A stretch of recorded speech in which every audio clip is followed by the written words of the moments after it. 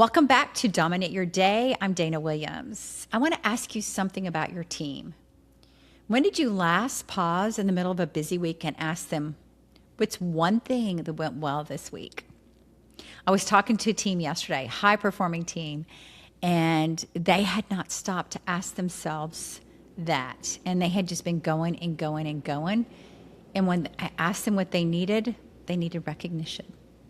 So it's not usually on the agenda, but it's behind the schedule. You really just want to get them to talk about what went well. If that question feels like a luxury you cannot afford right now, this episode is for you, because I want you to make the case that it's not a luxury. It's a leadership strategy, and skipping it can cost your team more than you realize.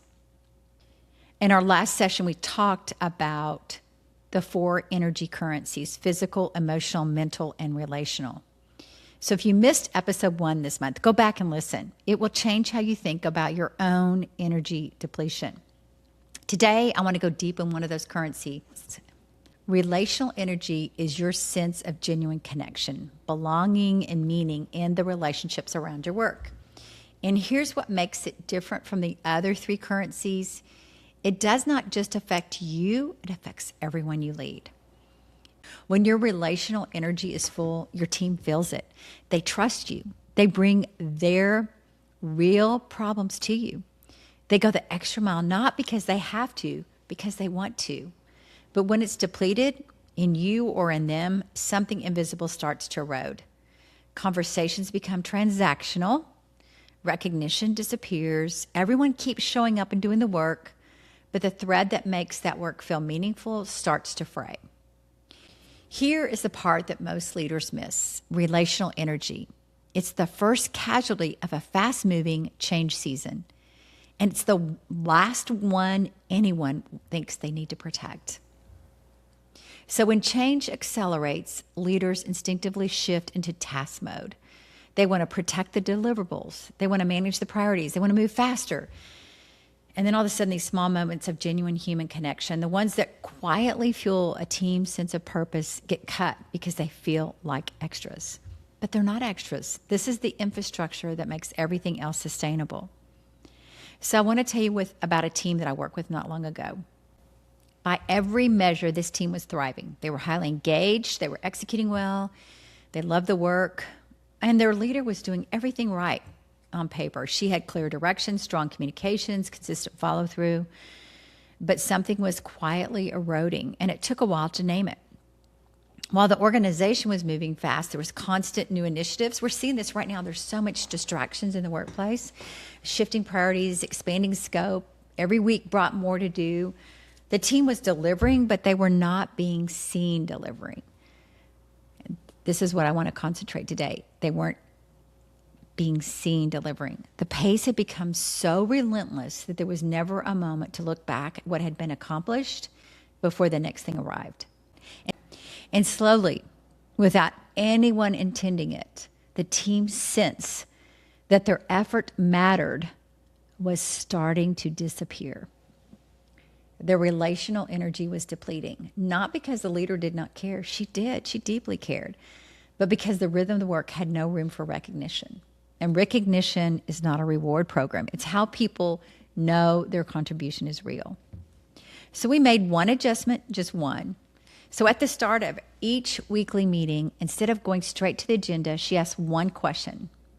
What is the one win from this week you want to name?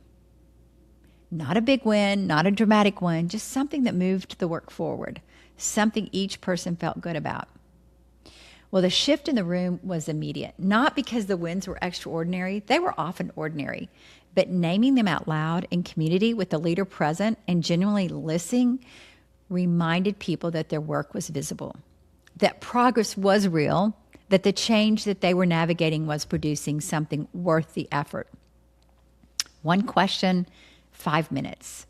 That is relational energy management in a change season. So here's one thing I want you to do before your next team meeting. Add a wins section. That's it.